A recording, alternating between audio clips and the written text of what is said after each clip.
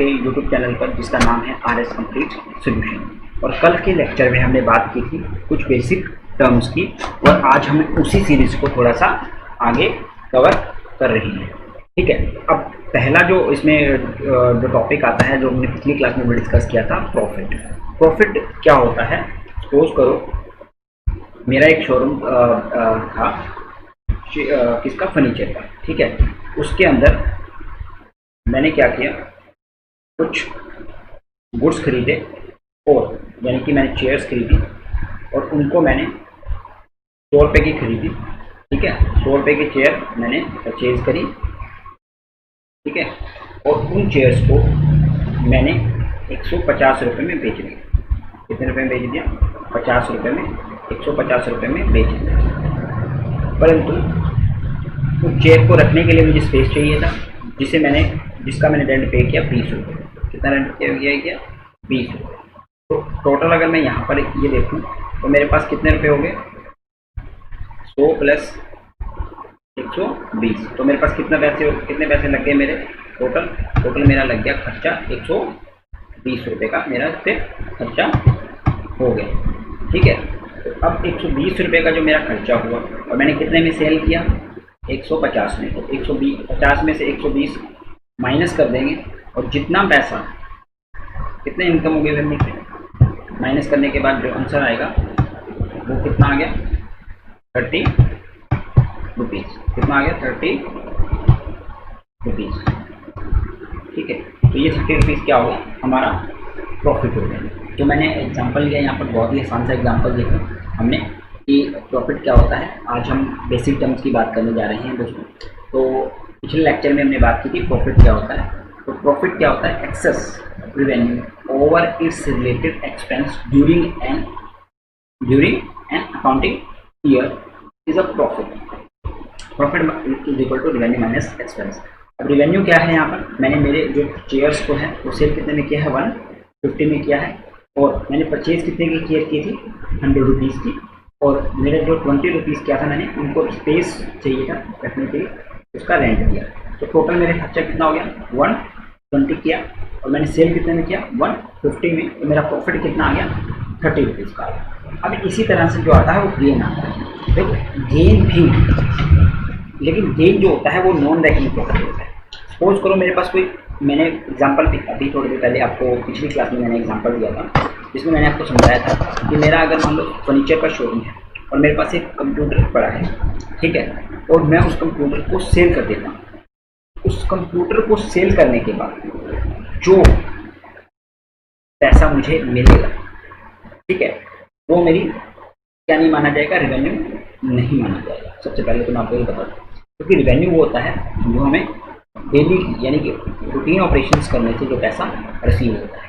अब non recurring profit event और transaction incident business, इस सेल ऑफ फिक्स एसेट्स पर मान लो वो मेरा कंप्यूटर जो था उसकी वैल्यू थी 60 रुपये, और मैंने उसको बेच दिया कितने रुपए में? 80 रुपये में। तो मेरे कितने रुपये का फ़ायदा हो गया? 20 रुपीज़ का फ़ायदा हो गया। तो उसको हम क्या कहेंगे? गेन कहेंगे।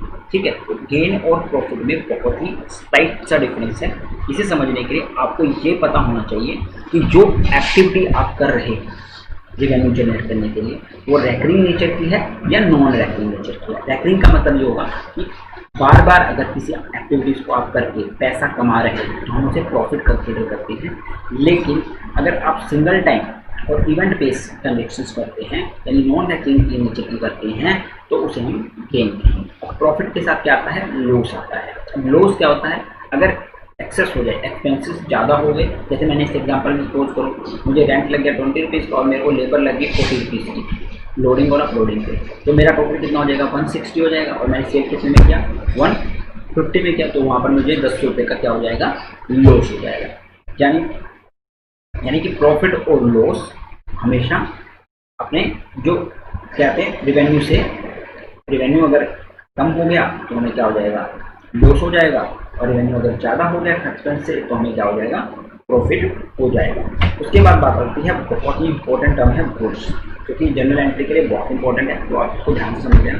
The product which is the business dealing. जैसे मेरा किसके शोरूम था? फर्नीचर का शोरूम, और मैं किस में डील करता हूँ? चेयर टेबल्स में डील करता हूँ। तो वो जो मेरा प्रोडक्ट है उसे मैं गुड्स कहूँगा।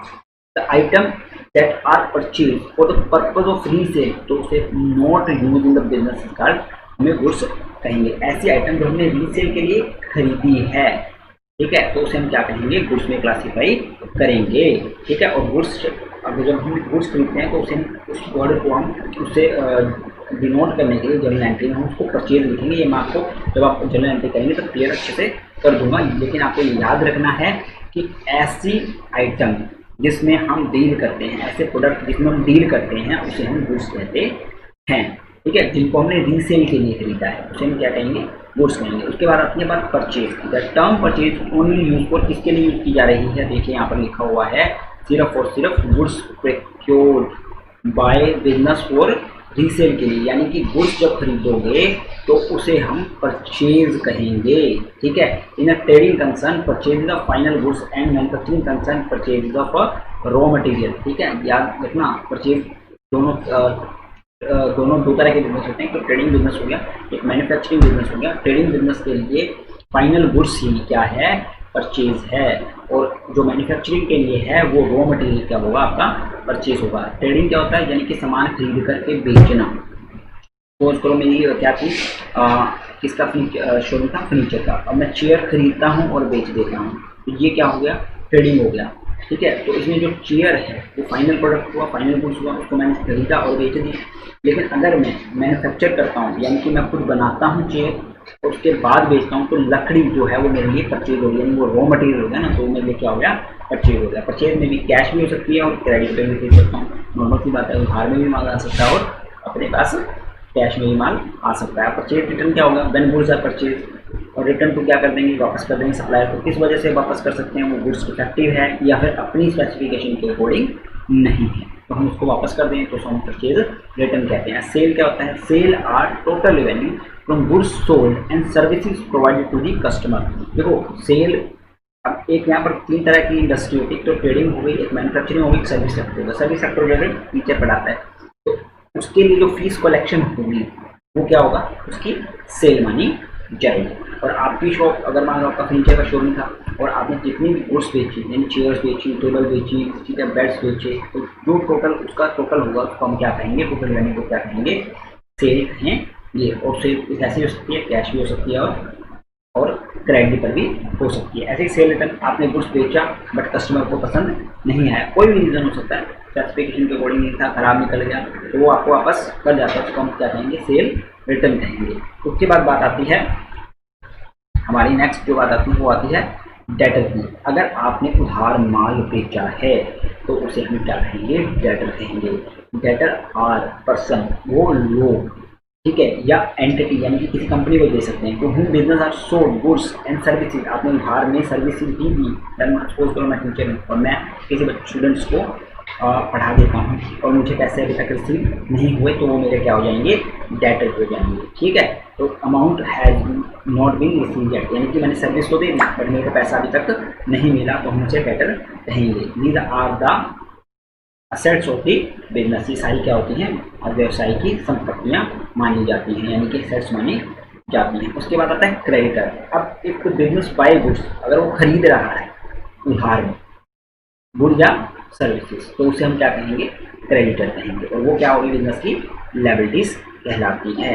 अब आ गया बिल रिसीवेबल और बिल पेबल। वैसे तो हमने बात करनी है चैप्टर है बिल ऑफ एक्सचेंज, उसके अंदर bill receivable is accounting term, bill of exchange के लिए अकाउंटिंग टर्म है, और bill of exchange is receivable for seller at a time of credit sale. देखिए बिल रिसीवेबल क्या होता है, आपको बिल मिलेगा जिस पे आपको लिखा होगा कि मैं आपको इतने टाइम बाद पैसे देने का वचन देता हूँ, तो उसको हम बिल रिसीवेबल कहते हैं। बिल पेबल जो बंदा लिखता है उसके लिए वो बिल पेबल हो जाता है। इसको हम अच्छे से डिस्कस करेंगे जब हम ये बिल ऑफ एक्सचेंज चैप्टर करेंगे। ठीक है, तो इतना समझ लो, अगर हमने उधार में माल बेचा है तो हमें बिल रिसीवेबल मिलेगा, अगर खरीदा है तो हमें बिल पेबल इशू करना पड़ता है। उसके बाद आता है डिस्काउंट, सबसे इंपॉर्टेंट टाइप है। डिस्काउंट दो तरह का होता है, एक होता है ट्रेड डिस्काउंट, एक कैश डिस्काउंट। डिस्काउंट ने सबने सुना होगा, यानी कि छूट देना। सिंपल सी बात है कि 100 रुपये का सामान था और आपने 10 रुपये का डिस्काउंट दे दिया, छूट दिया 10 रुपये, 90 में दे दिया, तो वो 10 रुपये क्या होगा, डिस्काउंट हो गया ना। नॉर्मल था, बड़े तो अपन नॉर्मल ही सुनते हैं। डिस्काउंट इज द रिबेट, यानी कि छूट। गिवन बाय कि कौन दे रहा है आपको, किसको दे रहा है, सेलर दे रहा है, किसको दे रहा है, बायर को दे रहा है, इसको कहेंगे हम डिस्काउंट। लेकिन डिस्काउंट दो तरह का होता है बच्चों। डिस्काउंट पहला जो डिस्काउंट होता है वो है ट्रेड डिस्काउंट और दूसरा होता है कैश डिस्काउंट। जो ट्रेड डिस्काउंट होता है वो परसेंटेज के टर्म्स में ज़्यादा किया जाता है, ठीक है। अब कह रहा है कि the purpose of discount include by two the more goods. अगर मान लो मैं आपको कहूँ, आप मेरे शॉप पे आते हैं, ठीक है, और मेरा फर्नीचर का बिजनेस था और आप मेरी शॉप पे आए, आपने बोला कि मुझे 2 चेयर चाहिए। मैंने बोला आप 4 चेयर ले जाओ, 2 चेयर तो 500 की है, 4 चेयर मैं आपको 800 रुपये में दे दूँगा। तो मैंने क्या किया, मैंने जो 1000 रुपये की चीज़ की, यानी 4 चेयर आपकी 1000 रुपये की होती, तो वो मैंने आपको कितने में इशू कर दी, 800 में दे दी। क्यों दे दी, क्योंकि आपने मेरे से क्वांटिटी ज़्यादा खरीदी, ठीक है। यानी कि 2 लेने आए थे और 4 लेकर के जा रहे हैं। जब ज़्यादा गुड्स खरीदता है तो उस केस के अंदर जो डिस्काउंट दिया जाता है लिस्ट प्राइस पर, प्राइस मेरा लिस्ट था कितना, 1000 रुपये, और मैंने इसको 20% डिस्काउंट दे करके आपको क्या कर दिया, पे डिस्काउंट दे करके आपको 800 रुपये में वो चेयर इशू कर दी। उस डिस्काउंट को हम क्या कहेंगे, पे डिस्काउंट कहेंगे। और उसे याद रखना, हमें कभी भी बुक्स में रिकॉर्ड नहीं किया जाता, उसे सिर्फ इनवॉइस में से डिडक्ट कर दिया जाता है या कैश मेमो से डिडक्ट कर दिया जाता है। इनवॉइस और कैश मेमो, इनवॉइस एक डॉक्यूमेंट होता है जिसको सारी गुड्स की डिस्क्रिप्शन लिखी होती है, इसका रंग कैसा है, बायर कौन है, ठीक है, बायर की शॉप का नंबर लिखा होगा, ठीक है, डेट लिखी होगी, अमाउंट लिखा होगा। तो इनवॉइस एक रिसिप्ट होती है जो कि आपको बिल मिलता है, उसको हम नॉर्मल भाषा में इनवॉइस कह सकते हैं, ठीक है। और आपको मैं जब आप जब चैप्टर करेंगे तो मैं इनवॉइस की फॉर्मेटिंग दिखा दूंगा। उसके बाद बात आती है cash discount. The objective to provide cash discount is to encourage the debtor to pay the dues promote. देखो नॉर्मल सी बात एक है, अब मैंने आपको उधार माल बेच दिया 4 महीने के लिए, सपोज करो मुझे जरूरत पड़ गई, मैंने आपको 2000 रुपये का कुछ उधार बेच दिया, चेयर आपको मैंने 2000 रुपये की उधार में बेच दी। बट मुझे क्या है, आज ही पैसे, 1 महीने के बाद मुझे पैसे की ज़रूरत पड़ गई, तो मैंने जो आपको 2000 रुपये का सामान खरीद बेचा था, मैं आपको कहता हूँ आप मुझे अगर वो पैसा आज ही दे देते हो तो मैं आपको 100 रुपये का डिस्काउंट दे दूँगा, यानी कि मैं आपसे कितने पैसे लूँगा, 1900 रुपये लूँगा। तो ऐसा डिस्काउंट जो कलेक्शन के लिए दिया जाता है, यानी पैसा जल्दी रिकवर हो जाए उसके लिए दिया जाता है, उसे हम कैश डिस्काउंट कहते हैं, ठीक है। अकाउंट्स मैंने अपने बात ही कर ली कि जब हम एक नेचर के ट्रांजेक्शन्स को एक जगह रिकॉर्ड करते हैं तो हम उसे अकाउंट्स कहते हैं। उसके बाद बात आती है इनकम की। Income is a wider term which include profit. Income means increase the wealth of enterprises over a period of time. Income profit से बहुत ही बड़ा टर्म, वाइडर टर्म है, ठीक है। तो इनकम के अंदर हम दोनों चीज़ों को कंसिडर कर सकते हैं, सारी चीज़ों को कंसिडर करते हैं। वेल्थ यानी कि वेल्थ का मतलब किस संस्था जो है, हमारा जो बिजनेस है उसकी टोटल वेल्थ को हम कहेंगे इनकम कहेंगे। ये इंपॉर्टेंट वर्ड नहीं है, हम इसको बाद में डिस्कस करेंगे जैसे जैसे आपकी क्लासेस आगे जाती जाएंगी, मैं आपको ये भी अच्छे से एक्सप्लेन कर दूंगा बाद में, ठीक है। अब आता है बात सबसे इम्पोर्टेंट टर्म की, स्टॉक। अब स्टॉक क्या होता है, देखो वो माल जो आपने किसी पर्टिकुलर डेट पर स्टॉक करके रखा हुआ उसे हम स्टॉक कहते हैं। स्टॉक होता क्या है, दोबारा सुन लीजिए, तो goods available with the business for sale for particular date is stock. Suppose करो मेरा किसका बिजनेस था, फर्नीचर का बिजनेस था, ठीक है। और उस दिन यानी कि आज के दिन मेरे पास, मान लो सपोज करो आज तारीख कितनी है, 14/6 को मेरे पास मेरे शोरूम पर 200 चेयर पड़ी हैं, ठीक है। तो मेरे लिए वो गुड्स है और वो मेरे पास अवेलेबल भी है, तो उसे हम कहेंगे स्टॉक। यानी कि जो गुड्स अवेलेबल है किसके पास, बिजनेस के पास, किस चीज़ के लिए, किसी फॉर सेल के लिए, किसी पर्टिकुलर डेट पर, यानी कि आज 14/6 को जितना गुड्स अवेलेबल है वो मेरा स्टॉक है, सिंपल सी बात है, ठीक है। उसके बाद आती है कॉस्ट की बात। कॉस्ट क्या होता है, खर्चा।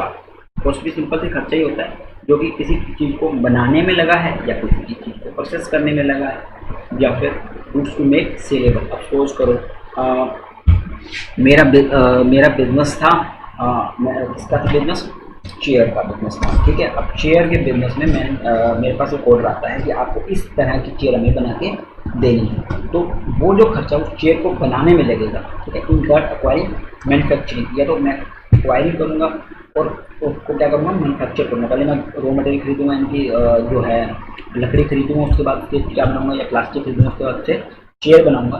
तो उसको क्या कहेंगे हम, कॉस्ट कहेंगे, ठीक है। अब उस चेयर की फिनिशिंग भी करनी पड़ेगी, यानी कि उसको थोड़ा मतलब ऐसा सुंदर दिखे, तो उसको हम प्रोसेसिंग करना कहते हैं। ठीक है, processing of goods to make saleable, यानी बेचने के लिए।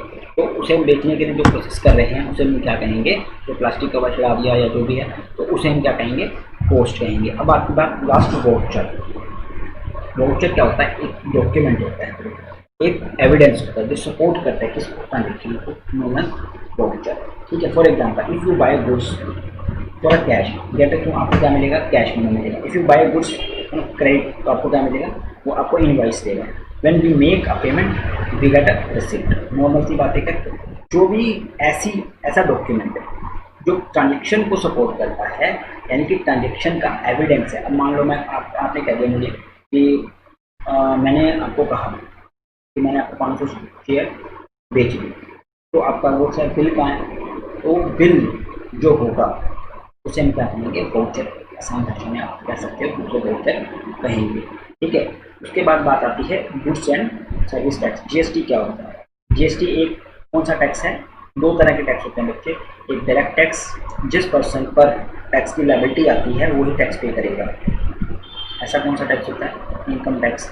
उसका एक बहुत ही अच्छा एग्जाम्पल है, आपके पास अगर आपके पास इनकम है और वो एक नॉर्मल लिमिट से ज़्यादा हो गई, तो टैक्स जो इनकम टैक्स डिपार्टमेंट है वो आपसे टैक्स कलेक्ट करता है। तो वो जो पर्सन लायबिलिटीज जिस पर्सन पे आए वो वही पे करेगा, तो उसे हम कहेंगे, क्या कहेंगे, डायरेक्ट टैक्स। और जब हम अपनी लायबिलिटीज को शिफ्ट कर सकते हैं तो हम उसे इनडायरेक्ट टैक्स कहते हैं। जैसे जीएसटी एक इनडायरेक्ट टैक्स है जो कि गुड्स और सर्विसेज पर लगाया जाता है। ठीक है, इसके बारे में हम बात करेंगे, उस पर लेक्चर पूरा देंगे, क्योंकि जीएसटी जो है उस पर बहुत सारी जर्नल एंट्रीज हैं। तो जब तक के लिए लाइक कीजिए हमारे चैनल को, सब्सक्राइब कीजिए। मिलते हैं दोस्तों नेक्स्ट लेक्चर में।